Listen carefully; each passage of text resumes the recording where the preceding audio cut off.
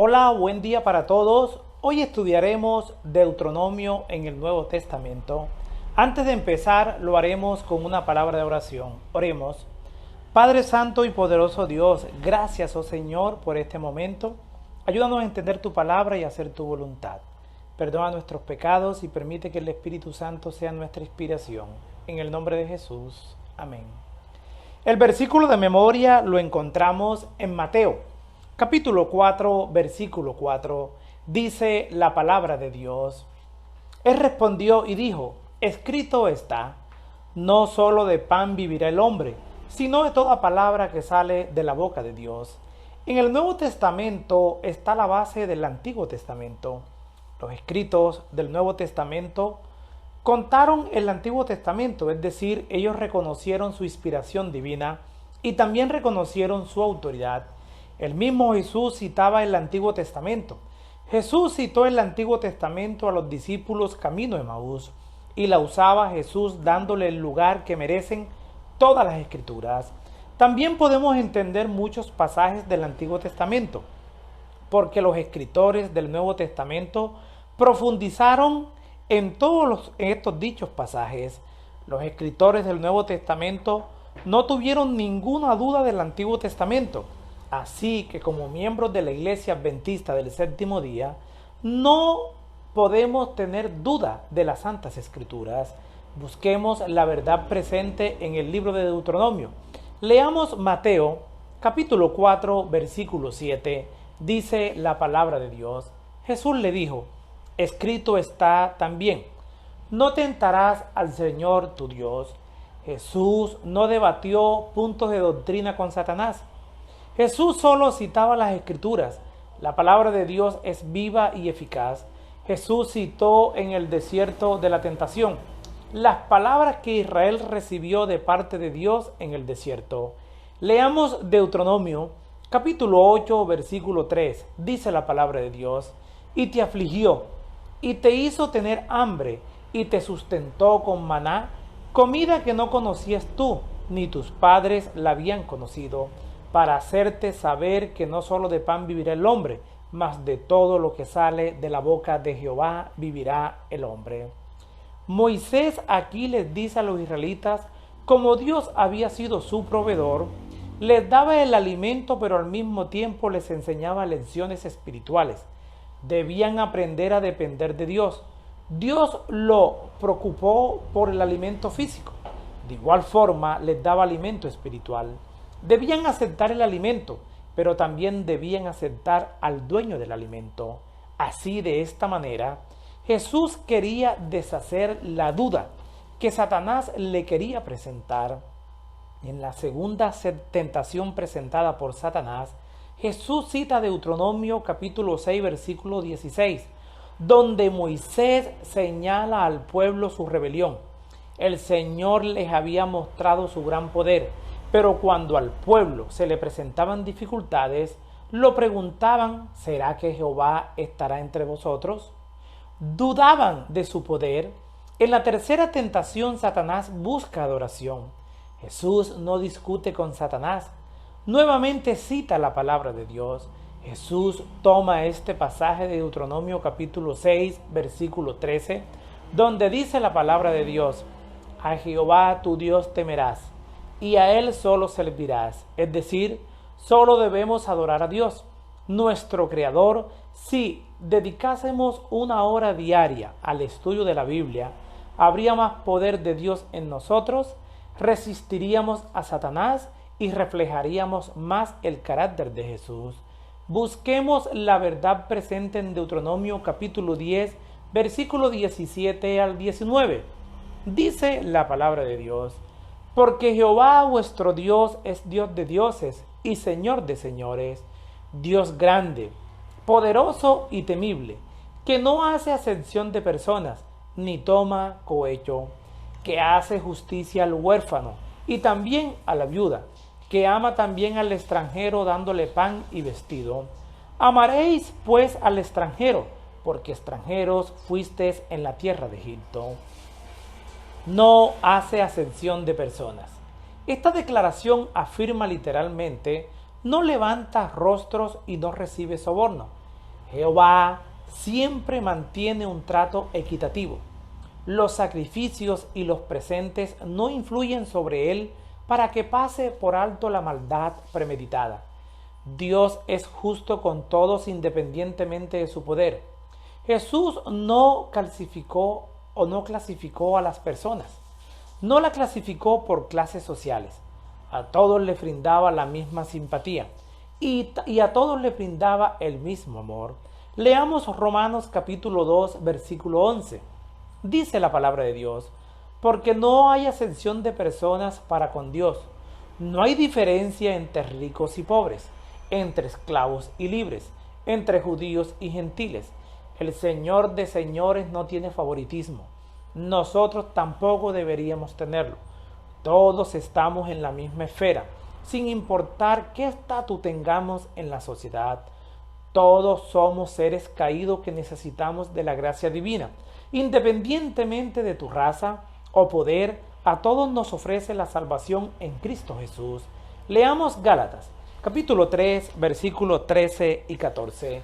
Dice la palabra de Dios: Cristo nos redimió de la maldición de la ley, hecho por nosotros maldición, porque escrito está: maldito todo el que es colgado en un madero, para que en Cristo Jesús la bendición de Abraham alcanzase a los gentiles, a fin de que por la fe recibiésemos la promesa del Espíritu.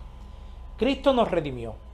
La ley no podía redimir a los que habían atraído sobre sí la maldición, lo cual incluía a todos que alguna vez habían buscado la justificación por medio de la ley. Solo se podía ser liberado de la maldición por medio de la fe en Cristo.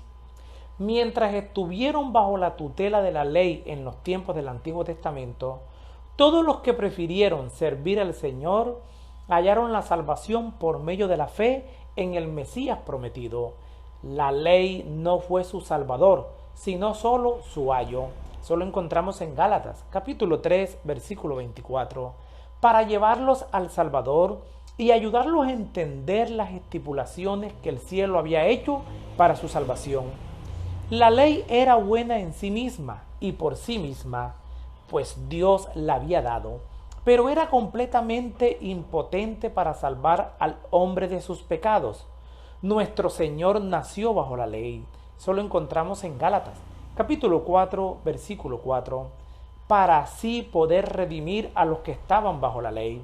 Gálatas, capítulo 3, versículo 5. Su muerte en la cruz expió las transgresiones que había bajo el primer pacto. Hebreos, capítulo 9, versículo 15. Y también las que se cometieran después de la cruz. Por eso tomó sobre sí la maldición en la que habían incurrido los que vivieron bajo la ley, pero que por la fe anticipaban la expiación que Cristo finalmente les proporcionaría. Está escrito. Una cita de Deuteronomio capítulo 21, versículo 23. Jesús también la utilizó, está escrito. Era la forma que generalmente usaban los judíos para comenzar una cita de las Escrituras. Maldito. Esta maldición no es la misma la de Gálatas capítulo 3, versículo 10. Y de la primera parte de Gálatas capítulo 3, versículo 13. Un criminal que era empalado o traspasado con un palo puntiagudo, el método que usaban los judíos equivalente a la crucifixión. Se consideraba que estaba bajo la maldición de Dios y también de los hombres. Esta bárbara forma de ejecución era en verdad una demostración pública del máximo desprecio con que era considerado el criminal, colgado en un madero. El hecho de que Jesús fuera crucificado, aunque a la manera romana, reflejaba la opinión de los judíos y de sus dirigentes de que era maldito delante de Dios y también ante ellos. Teniendo esto en cuenta, Pablo cita Deuteronomio 21-23 para ilustrar el hecho de que Jesús murió bajo la maldición de la ley. Algunos utilizan esta carta como argumento para no guardar la ley, es decir, los 10 mandamientos, pero cuando analizamos bien, utilizan ese argumento solo para no guardar el cuarto mandamiento, es decir, el día de reposo, el santo sábado de Dios. Pablo no está diciendo que si guardas el cuarto mandamiento eres legalista. Además, Pablo no está hablando de los 10 mandamientos. El argumento de algunos es decir que nosotros nos salvamos por la ley. El problema es depender de la ley. No te salvas gracias a la ley, te salvas gracias a la muerte de Cristo en nuestro favor, que se nos da por medio de la fe. Todo está basado por lo que Cristo hizo por nosotros en la cruz. Gracias a Cristo Jesús alcanzamos la salvación. Cristo se convirtió en una maldición por nosotros, porque enfrentó la muerte que toda la humanidad enfrentaría, porque todos hemos violado la ley. Así, de esta manera, la maldición que era para nosotros la recibió Cristo, y en vez de maldición, por medio de la fe, recibimos la promesa del Espíritu Santo. ¿Qué transacción tan maravillosa hizo Cristo en nuestro favor? Cristo vino a colocar al hombre en armonía con el cielo. Piensa por un instante, si te tocara enfrentar el castigo que recibió Jesús, ellos, Israel, debían dar testimonio de Dios a los demás. Leamos Deuteronomio, capítulo 18, versículo 15 y 18. Dice la palabra de Dios: Profeta de en medio de ti y de tus hermanos como yo te levantaré, Jehová tu Dios. A él oiréis, profeta les levantaré de en medio de tus hermanos como tú, y pondré mis palabras en su boca, y él les hablará todo lo que yo le mandare. Cuando Dios promulgó la ley en el Sinaí, ellos no resistieron la gloria de Jehová. De esta manera ellos querían que Moisés fuera su mediador entre Dios y el pueblo. Moisés les dice: Dios levantará un profeta como yo. De esta manera deberían entender que este profeta sería un intercesor entre Dios y ellos. Cuando leemos Hechos capítulo 3, versículo 19 al 21, vemos el cumplimiento de esta profecía. Así que arrepentíos y convertíos, para que sean borrados vuestros pecados, para que vengan de la presencia del Señor tiempos de refrigerio, y Él le envíe a Jesucristo, que os fue antes anunciado, a quien de cierto es necesario que el cielo reciba hasta los tiempos de la restauración de todas las cosas, de que habló Dios por boca de sus santos profetas, que han sido desde tiempo antiguo. Lo debían obedecer a Él y lo que Él dijera. En otras palabras, la obra que hizo Moisés prefiguraba la obra que iba a hacer Jesús en el futuro en favor nuestro. Jesús es el cumplimiento de la profecía y debían escucharlo solamente a Él. Todo el Antiguo Testamento hablaba del Mesías venidero. En Cristo Jesús se dio el cumplimiento. Él murió por nuestros pecados y murió en nuestro favor. Y es además nuestro mediador. Dios siempre exhortó a su pueblo a través de sus profetas. Siempre les mandaba a decir: permanezcan fieles al Señor. No hay fidelidad si no hay amor a Dios. Le debemos ser fieles por su poder, le debemos ser fieles por su amor y le debemos ser fieles por su bondad. Y Dios nos mostró su máxima expresión de amor en la cruz del Calvario al entregar su propio Hijo. Pero como seres humanos siempre necesitamos que nos recuerden que estamos alejados de Dios. En otras palabras, si no aceptamos el sacrificio de Cristo, nos tocará pagar a nosotros mismos nuestros pecados. Allí será el llanto y el crujir de dientes, como dice la Escritura. Y luego viene la destrucción eterna. Leamos Hebreos, capítulo 10, versículo 28 al 31. Dice la palabra de Dios: El que viola la ley de Moisés por el testimonio de 2 o 3 testigos, muere irremisiblemente. ¿Cuánto mayor castigo pensáis que merecerá el que pisoteare al Hijo de Dios y tuviere por inmunda la sangre del pacto en la cual fue santificado, e hiciere afrenta al Espíritu de gracia? Pues conocemos al que dijo: mía es la venganza, yo daré el pago, dice el Señor. Y otra vez el Señor juzgará a su pueblo. Horrenda cosa es caer en manos del Dios vivo. Pablo cita Deuteronomio para exhortar a los creyentes judíos, para que permanecieran fieles a Dios. mayor castigo o más severa retribución. La muerte era el castigo más severo posible bajo la ley de Moisés.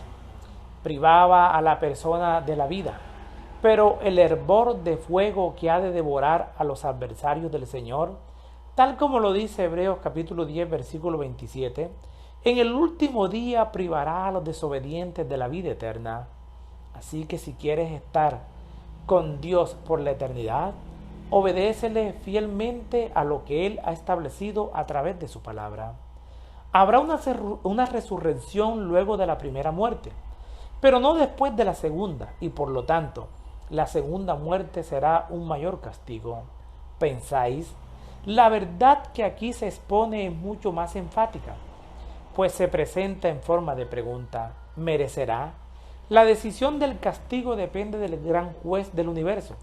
Pisoteare, es decir, un desprecio deliberado. Estas personas no solo rechazan la oferta de misericordia de Cristo, sino que no escatiman esfuerzos para hacer saber que menosprecian el ofrecimiento de Cristo, es decir, el Hijo de Dios, tal como lo dice Lucas, capítulo 1, versículo 35. Es decir, si el pueblo considerase a su Hijo, podía obtener la vida eterna. El que rechaza el amor de Dios no aprecia el valor supremo de ese don. Su proceder está en agudo contraste con el del mercader de buenas perlas, tal como lo dice Mateo capítulo 13, versículos 45 y 46, y el del hombre que descubrió un tesoro escondido en el campo. Sangre del pacto, es decir, la sangre de Cristo por la cual se hacen efectivas las estipulaciones del nuevo pacto. Fue santificado.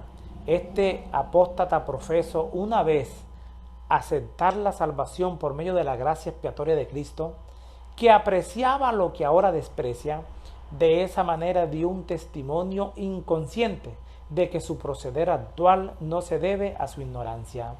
Hiciere afrenta, insultar, ultrajar.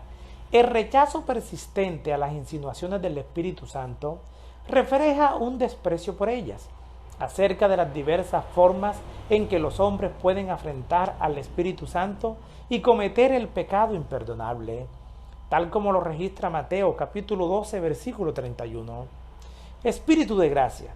El Espíritu es el instrumento mediante el cual la gracia de Cristo es aplicada a cada pecador arrepentido. Nosotros tenemos más luz que el Israel espiritual. Por lo tanto, si no somos fieles a Dios, tendremos más condenación. Ya estamos advertidos de lo que nos puede pasar si somos infieles. Es mejor aceptar a Cristo y guardar sus mandamientos. Es mejor seguir a Cristo que seguir al enemigo. Es mejor ser obediente que ser desobediente. Es mejor ser fiel que ser infiel. Les habló Flavio Martínez. Que la paz de Dios les acompañe en este día.